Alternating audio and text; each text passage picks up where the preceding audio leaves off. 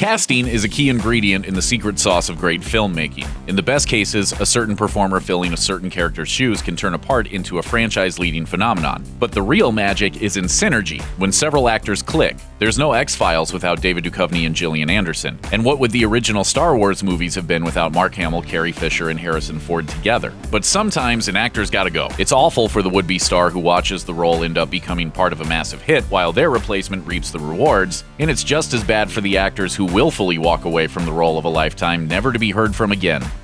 The Almost King of Gondor. The Lord of the Rings is a sprawling epic with no single lead character. The entire point of the film trilogy is that it takes the combined strength and skill of many to overcome the Dark Lord Sauron. That said, there's one character that stands out as the film's mightiest hero, a great warrior who also just so happens to be the heir to the most powerful kingdom in Middle-earth, Aragorn, son of Arathorn. It's the type of role that can turn an unknown into a worldwide superstar, and it did just that for Viggo Mortensen, which is all too bad for Stuart Townsend, who will always be remembered as the man who almost played Aragorn, if he's remembered at all. Townsend was director Peter Jackson's original choice to play the man who would be King of Gondor, but he was let go only a few days into filming. According to Jackson, Townsend was simply too young to be playing the veteran warrior. To this day, Mortensen is synonymous with the character. As for poor Townsend, he's gotten parts here and there, but otherwise, he's just another casualty of the War of the Ring. The Dragon's Other Mother. It's become one of the biggest and most influential series on television, but Game of Thrones wasn't always a sure thing. To try to bring the books to screen, HBO ordered a pilot episode before the rest of the series was shot, and it was a disaster. Fortunately, HBO chose to stick with the project. Old scenes were cut, new scenes were written, the director was replaced, and several cast members were swapped out. Of the latter, none were more significant than the recasting of Daenerys Targaryen, one of the most important characters in the entire story. Tamsin Merchant played the role in the pilot. For undisclosed reasons, however, Emilia Clarke was brought on board to take her place. Game of Thrones has gone on to become HBO's most successful series, and Clarke has taken on starring roles in everything from romantic comedies to Star Wars, even as she continues to portray the Mother of Dragons. Merchant, meanwhile, has continued to work steadily, but is still waiting for her big breakout role. I am Daenerys Stormborn of House Targaryen. Messing with the timeline. Back to the Future was always a zany concept. A time-traveling DeLorean unites an 80s teen with his teenage parents in the 1950s, and shenanigans ensue. It went on to become a defining movie of the decade, and turned lead actor Michael J. Fox into a superstar. But Fox almost wasn't in the timeline at all, since he wasn't the original Marty McFly. In fact, Eric Stoltz had already shot weeks' worth of footage in the role before being let go by the director. Fox rocketed to household name status, while Stoltz settled into steady work on TV and in indie films. He did get a Golden Globe nomination in 1985 for Mask, but for all that talent, he never had the star power of a time-traveling DeLorean. True of us all. I guess you guys aren't ready for that yet. Mission impossible for this mutant.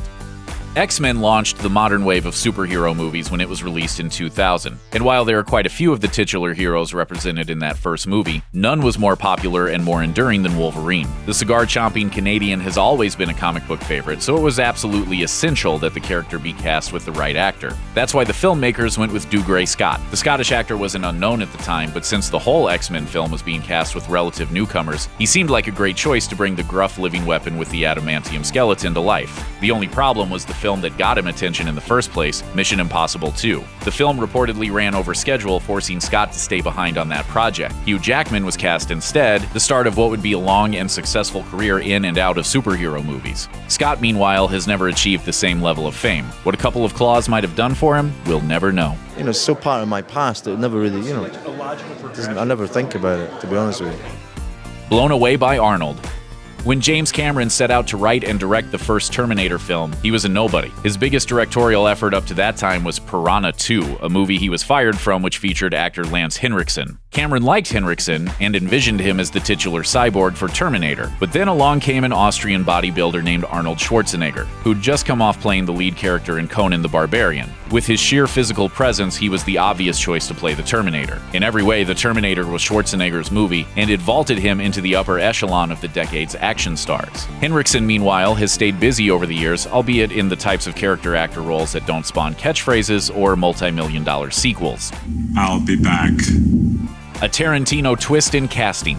Quentin Tarantino is one of the most meticulous craftsmen in the business. He writes his own scripts, and he knows exactly how he wants to shoot them. Tarantino knows that a scene must be tuned with perfect precision, and that includes perfect casting. Michael Madsen turned in a memorable performance as Mr. Blonde in Tarantino's film Reservoir Dogs, so when he began filling out the roster for his follow-up feature Pulp Fiction, Tarantino wanted Madsen back. Madsen was forced to turn down the role in favor of a part in Kevin Costner's western Wyatt Earp. It probably made sense at the time. Costner was an established star, whereas Tarantino was still an indie filmmaker. In Madsen's place, John Travolta was cast as Vincent Vega. It was exactly what Travolta needed. He earned an Oscar nomination and a second win for his career. Wyatt Earp, meanwhile, went nowhere. Madsen has an impressive slew of credits to his name, but has never attracted the type of fame or acclaim Travolta enjoyed post-Pulp. Transforming lead actress. Megan Fox was still largely unknown when she was cast in the lead female role in Michael Bay's 2007 film Transformers. The film was a huge box office hit, and Fox became a worldwide star. Her return in the 2009 sequel Transformers: Revenge of the Fallen cemented her status as one of blockbuster cinema's hottest new stars. There was nowhere for her to go but up, until it all came crashing down. Fox was unceremoniously fired from the third film, Transformers: Dark of the Moon. Initially intended to return, she was thrown out for being too difficult to work with and for her criticism of Bay. While the new lead actress technically took on a brand new character, this was still the girlfriend of Shia LaBeouf's hero, effectively the same role. Fox's career has never been quite the same since. Her most high-profile outings have been in the rebooted Teenage Mutant Ninja Turtles series and the ill-fated Jonah Hex. Otherwise, she hasn't seen many starring roles in films, blockbusters, or otherwise. Sometimes it isn't just being replaced that damages your career, it's the reasons why. You know, I tell it like it is. That's a negative, Ghost Rider.